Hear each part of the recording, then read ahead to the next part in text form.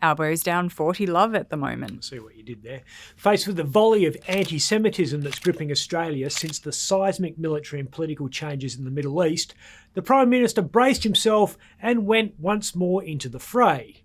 The fray being the ritzy Cottesloe Tennis Club, because when the going gets tough, the tough play doubles. You cannot be serious! I'm afraid we are.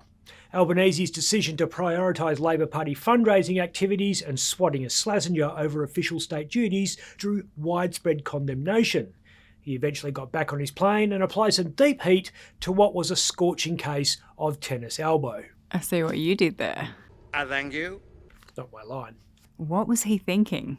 With the tennis, he wasn't thinking. Sorry, I'm not sure what it is. He was clearly taking advice from the same people who said, buy a $4 million house during an affordability crisis. No PR downside to that. How about you lease it out for just $1,500 a week instead of $1,900 to show you're doing your bit to help renters? Albanese's lacklustre response to the firebombing of that Melbourne synagogue had his office scrambling to point out that the PM wasn't the Victorian police.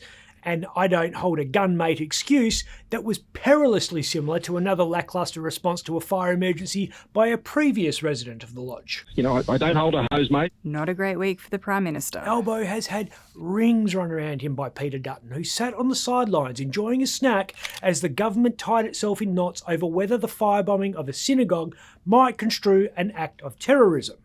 Albo's been undermined by his own party, first by Penny Wong, who's using Australian foreign policy to gaslight her leader, and then by federal member for Tangney, Sam Lim, who was part of a WhatsApp group chat containing an anti-Israel message purporting to be from the Prime Minister. But it wasn't? Well, it's confusing.